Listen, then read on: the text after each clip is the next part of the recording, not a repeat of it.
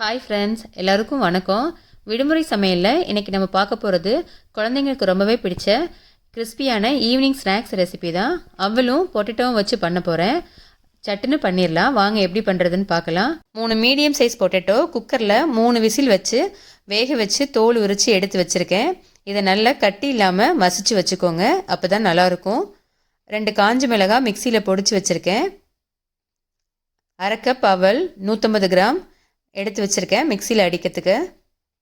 தேவையான அளவு மல்லித்தலை. எடுத்து வச்சுருக்க அவலை மிக்சியில் பொடிச்சு எடுத்துக்கோங்க.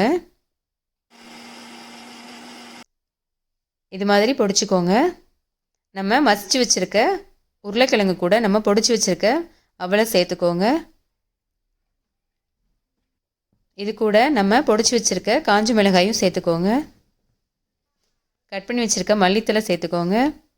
இதுக்கு தேவையான அளவு உப்பு சேர்த்துக்கோங்க. உருளைக்கிழங்கு கூட அவல், காஞ்ச மிளகாய், உப்பெல்லாம் நல்லா சேர்கிற மாதிரி பிசைஞ்சு எடுத்துக்கோங்க. உருளைக்கிழங்கு கட்டி இல்லாமல் நல்லா பிசைஞ்சுக்கோங்க. இது மாதிரி நல்லா உருட்டி பிசைஞ்சிட்டு இது ஒரு 20 நிமிஷம் அப்படியே மூடி வச்சிடுங்க. அப்போ தான் இது நல்லாயிருக்கும் செய்கிறதுக்கு.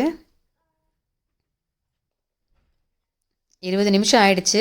அவல், உருளைக்கிழங்கு கூட நல்லா சேர்ந்துடுச்சு.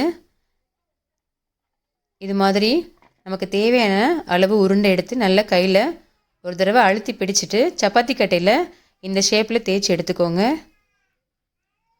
நம்ம அவல் சேர்த்து ஒரு 20 நிமிஷம் உருளைக்கிழங்கோடு மசிச்சுட்டு ஊற வச்சதால தான் இந்த மாதிரி வருது. ஊற வைக்காமல் இருந்தீங்கன்னா நம்ம ஷேப் கரெக்டாக வராது, உதிரி உதிரியாக போயிடும். பாருங்கள், இது மாதிரி உதிராமல் நல்லா வரும். நமக்கு தேவையான ஷேப்பில் செஞ்சு எடுத்துக்கோங்க.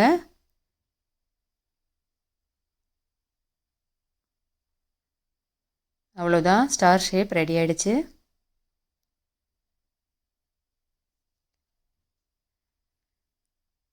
என்கிட்ட பிஸ்கெட் கட்டர் இருந்துச்சு, நான் அதை வச்சு செஞ்சுக்கிட்டேன். உங்ககிட்ட இல்லைன்னா இது மாதிரி உருட்டி எடுத்துக்கோங்க, இல்லை இந்த ஸ்டார் ஷேப்பில் செஞ்சு எடுத்துக்கோங்க.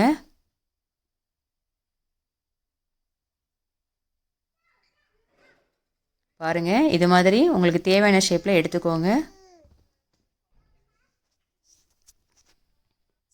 எண்ணெய் காஞ்சதும் 4 மட்டும் சேர்த்துக்கோங்க. நான் ஒரு ஆர்வ கோளாறில் 6-7 சேர்த்துட்டேன். வேகிறதுக்கு கொஞ்சம் டைம் எடுத்தது. நீங்கள் 4 நாளாக பொரித்து எடுத்துக்கோங்க. வேகவும் டைம் எடுக்காது, ஈஸியாகவும் வேலை முடிஞ்சிடும். இந்த ரெசிபி எண்ணெய் குடிக்காது. ஓரளவு வெந்ததும் திருப்பி விட்டுக்கோங்க.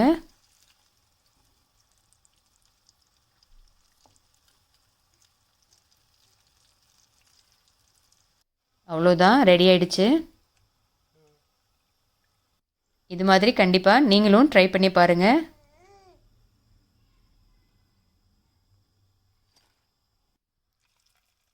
நாம் வச்சுருக்க மீதத்தையும் சேர்த்து பொரித்து எடுத்துக்கோங்க.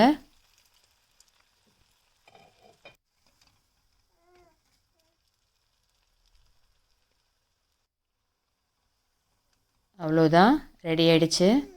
இது உங்களுக்கு பிடிக்கலன்னா இது பிடிக்கலன்னா இது பிடிக்கலன்னா இது பிடிச்சிக்கின்னு சாப்பிடலாம். லைக் பண்ணுங்க, ஷேர் பண்ணுங்க, கமெண்ட் பண்ணுங்க, பக்கத்தில் ஒரு பெல் பட்டன் ப்ரெஸ் பண்ணுங்க. பாய். சரி, எப்படி இருக்குது? இருக்கு.